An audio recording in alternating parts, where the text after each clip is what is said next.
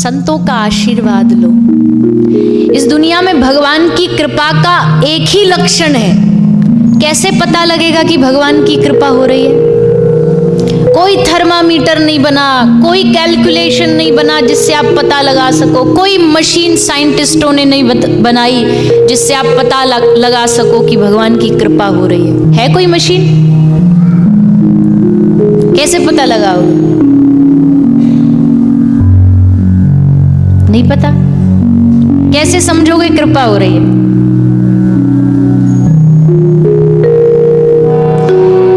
जब संत मिलन हो जाए,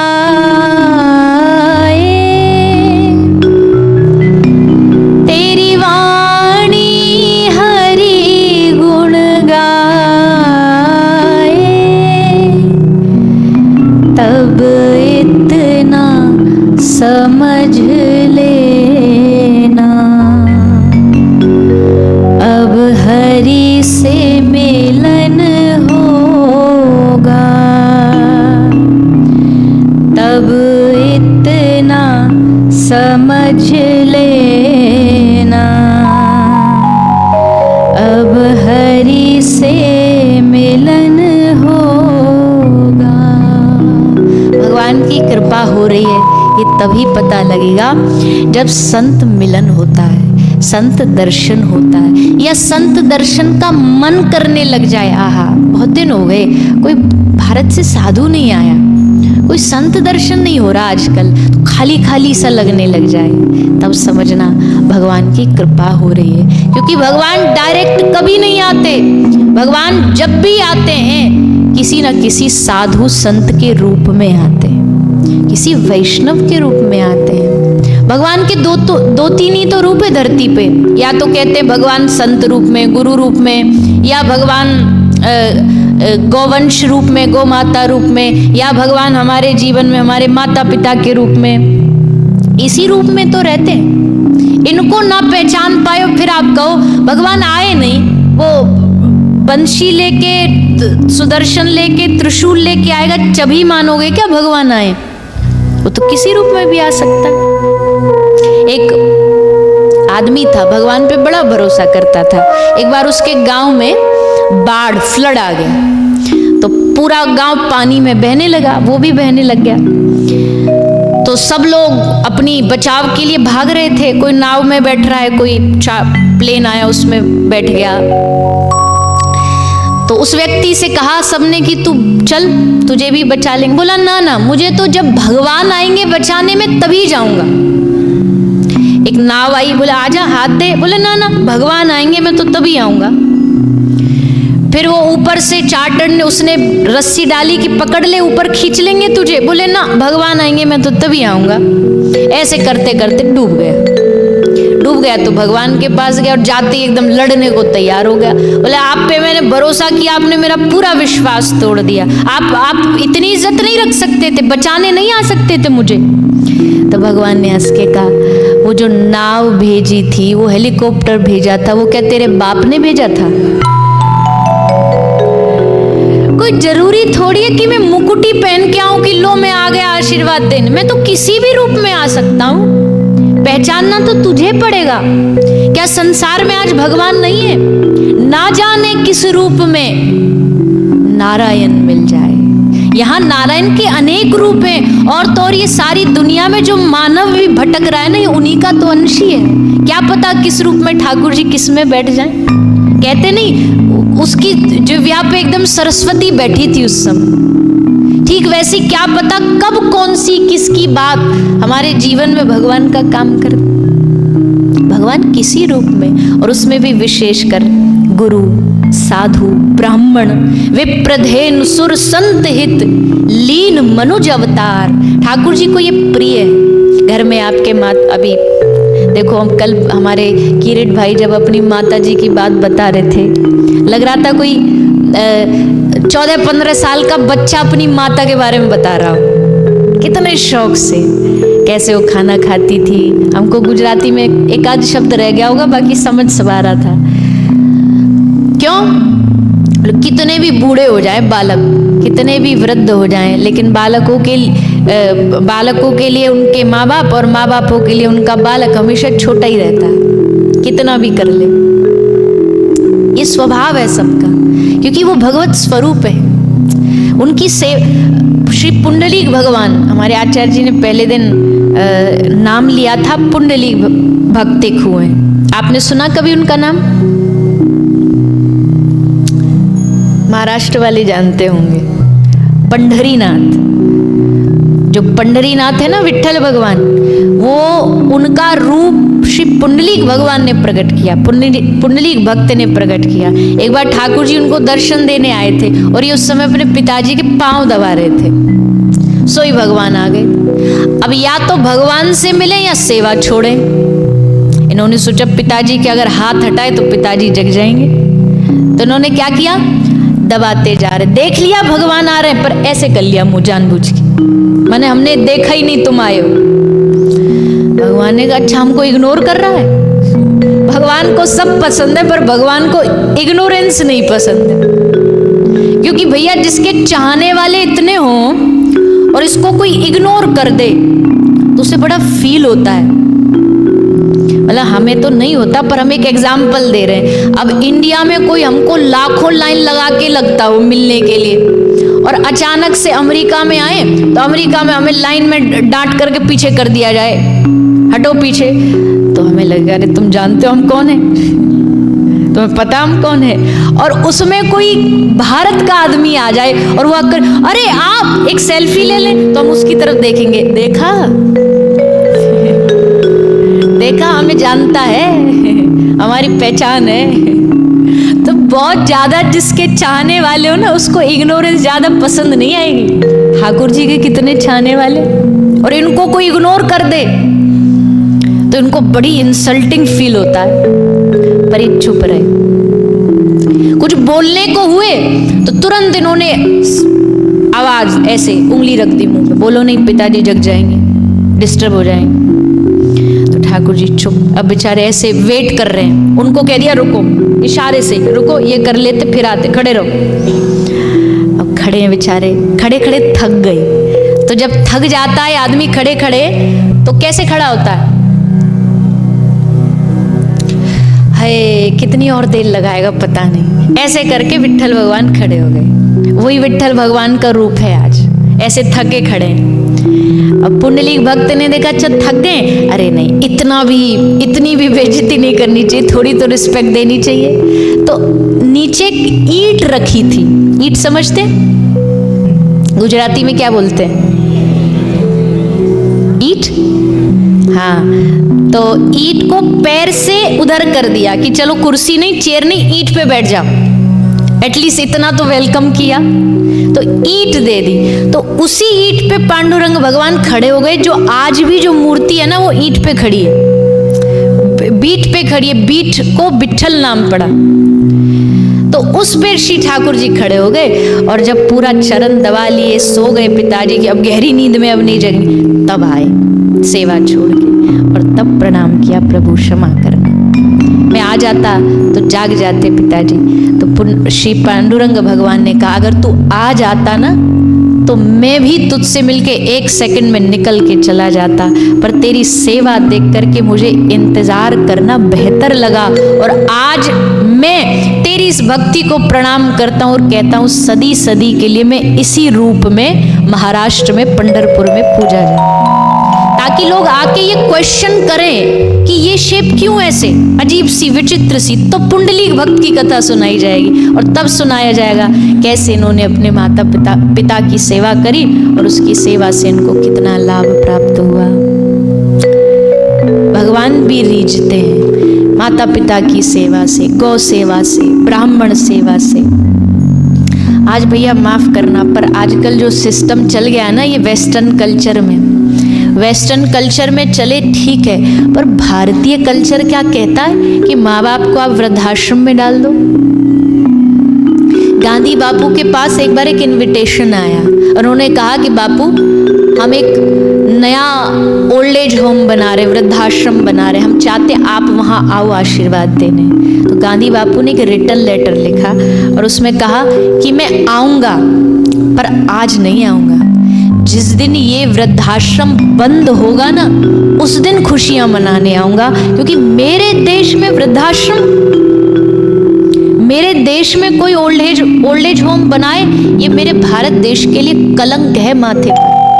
हम तो ये भी कह रहे हैं गौशाला भी एक बड़े धिक्कार की बात है, गौशाला बनानी पड़ रही है। पहले कहाँ गौशालाओं की जरूरत थी? घर में गाय, घर में माँ बाप, उनमें घर में सेवा होती थी। आज देखो क्या दशा हो गई। आप अपने माता पिता की नहीं करेंगे और आप अपने बच्चों से फिर क्या आशा रख सकते हो बताइए? कौन क्या कर रहा हमें फर्क नहीं पड़ता, पर हमें अपने सनातन धर्मियों को तो कम से कम समझना चाहिए कि नहीं, ये हमारे लिए इन्होंने जीवन दिया, सब किया, हम कम से कम इतना तो कर ही सकते हैं। एक छोटा सा परिवार था, उसमें एक बूढ़े पिताजी रहते थे। तो बूढ़े पिताजी का अब शरीर थोड़ा थोड़ा खराब होने लगा। तो खराब होते होते फिर क्या हुआ, घर में जो बहू थी, जो डॉटर इन लॉ थी, उसने दादाजी को बाहर का एक कमरा दिया और उसमें एक बेल दे दी। बेल दे के कहा कि जब आपको कोई काम हो तो ये बजा देना, मैं आ जाऊँ। जब बजाते थे, कभी सुन जाता आ जाती, कभी जानबूझ के नहीं सुनती। एक दिन सुबह से शाम तक बेल नहीं बजी तो उसे लगा कुछ तो गड़बड़ है। तो वो आई, उसने देखा पिताजी जमीन पर गिरे हुए थे और चले गए। उसने कहा इनको कुछ प्रॉब्लम हुई तो उन्होंने बेल बजाई क्यों नहीं? इधर उधर देखा तो बेल थी नहीं। उसने खूब ढूंढा तो इतने में उसका एक 7-8 साल का बच्चा भागा बेल लेकर के। बोले तू इसको कहाँ लेकर के जा रहा है? उस बच्चे ने जो उत्तर दिया ना, उसकी आंख खुल गई। उसने हंस के कहा कि मम्मी, मैंने देखा कि आप दादाजी को इसी बैल को आपने दे करके रखा है। आप जब बूढ़ी होंगी तो मुझे नई खरीदनी पड़ती, इसलिए मैंने इसी को रख लिया कि ये आपके काम आ जाए। अब बच्चे तो देख के करते हैं ना, बच्चों को कोई शिक्षा थोड़ी देनी पड़ती है, देख करके करते हैं। तो इसीलिए हमें ये प्रयास करना, हमें बड़ी खुशी हुई इस बात को देख करके कि आप कुछ परिवार खूब ऐसे हैं, अभी भी हैं, हम मना नहीं कर रहे। हम कितने परिवारों में जाते हैं, यहाँ भी पूरा परिवार सेवा करता है, खूब ध्यान रखते हैं। हाँ, ये हमें भी पता है, ये देश ऐसा है, यहाँ पर सस्टेन करना, जॉब करो, बिजनेस करो, काम करो, भागो दौड़ो, घर का काम करो। हम तो आप लोग को प्रणाम करते हैं कि आप इतनी मेहनत कर लेते हो। हमें तो भारत में सब बना बनाया मिल जाता है, कपड़े प्रेस करने वाले अलग मिल जाएंगे, रोटी बनाने वाले अलग मिल जाएंगे, लेकिन आप सब जितनी मेहनत करते हो वो कम नहीं है, सब प्रणाम के योग्य है। लेकिन साथ साथ में ये भी ध्यान रखना है कि जो हमारी परंपराएं हैं, जो हमारी सेवाएं हैं, ये धर्म की मिटनी नहीं चाहिए। पता रहना चाहिए भाई ये सनातन धर्म ही है, तो इसके जीवन में संतों का, माँ बाप का, इन सब का सम्मान होगा ही होगा। ये सनातन धर्म की पहचान है, ये भारतीय होने की पहचान है। अपनी भारतीयता को नहीं खोना है, हमें कुछ भी हो जाए, क्योंकि सब कुछ मिल जाएगा, लेकिन ये जो संस्कृति है ना भारत की, वो दुनिया में आपको कहीं भी प्राप्त नहीं होने वाली। आप तो इस देश में रहते हो, देख लो भारत जैसी संस्कृति किसके पास है? प्रणाम का देश है, हाथ जोड़ने का देश है। बड़ा है तो आप है, छोटा है तो तुम है, चाची है, फूई है, मौसी है, काकी है, अब यहाँ तो अंकल आंटी सब एक ही है। समझ ही नहीं आते इनमें मामा कौन है, मामी कौन है। पर भारतीय कल्चर में देखो कितना पूरा भरा पूरा परिवार होता है। सारे जहां से अच्छा हिंदुस्तान। भैया कितना भी लग्जरी कहीं मिल जाए दुनिया में, पर भारत में कमियां भी हैं कुछ, हम उनको भी इग्नोर नहीं करते। हम उनके लिए भी लोग को कहते हैं सीखो विदेश से कुछ, करप्शन कम करो, गंदगी कम करो। यहाँ तो सब बन जाएंगे एकदम स्वच्छता की मूर्ति, और जैसे ही भारत एयरपोर्ट पे उतरे नहीं, राम राम राम राम, थक गए हम लोगों से कहते कहते। अपना देश है, इसको स्वच्छ नहीं करोगे तो बाहर देश में जाएंगे इसको स्वच्छ रखेंगे डर के कुछ नहीं डालेंगे। और इंडिया जाते ही, भारत जाते ही एकदम फ्री। अब जो मन करे करो। तो भैया खैर अपने देश की तो अलग ही बात है, उस पर गर्व करो, अपने बच्चों को सिखाओ। अब यहाँ तो बच्चा को गलत करे तो डांट भी नहीं सकते, नेक डांटे तो पुलिस बुला ले। एक ऐसी बच्चे ने, हमें सच्ची घटना है, ऐसे बच्चे ने कोई पुलिस बुला ली, पिताजी को जेल डाल दिया, पिताजी जेल चले गए, वो डांट दिया होगा। अब जेल से निकले, पिताजी बोले बेटा एक बार भारत चलेंगे? तो बोले चलो पिताजी। तो पिताजी बेटा को लेके भारत आया और भारत एयरपोर्ट पे उतर के एयरपोर्ट से बाहर ही निकला कि उसने उतारी चप्पल, बोले बेटा अब बुला पुलिस। अब मैं देखूं कौन सी पुलिस आती है तुझे बचाने। तो भैया कंपेयर करते हैं हम तो, क्योंकि दोनों दुनिया देखते हैं तो दोनों दुनिया में एक बात समझ आती है, यहाँ पैसा है पर भारत के पास संस्कृति है, संस्कार है। और इसीलिए हम गर्व से ये बात कह पाते हैं कि सारे जहां से अच्छा हिंदुस्तान। पर अगर वो संस्कृति खत्म हो गई तो वी आर जीरो, कुछ नहीं बचेगा। भारत की पहचान को बचाए रखना, ये मंदिर, ये इतनी मेहनत क्यों करी जाती है बताइए? क्या जरूरत है इस देश में आगे मंदिर बनाने की? क्यों दिन भर लगे इनमें, खप रहे हैं, दशावतार बनाओ, शिवलिंग बनाओ। आपको क्या लगता है कम टेंशन का काम है? आज ये हो गया, कल वो हो गया, आज ये लीकेज हो गई, आज माइक चलता चलता बंद हो गया। कितनी परेशानियां, पर संस्कृति नहीं रुकनी चाहिए। बच्चों को पता होना चाहिए। क्रिकेट ग्राउंड बनाया है ताकि यहाँ बच्चे खेलने के ही बहाने से आए, कम से कम आए तो आकर के देखे। तो ये चीजें करनी पड़ती हैं, तब जाके संस्कृति बचेगी, और संस्कृति बचेगी तो हम बचेंगे, धर्म बचेगा तो हम बचेंगे।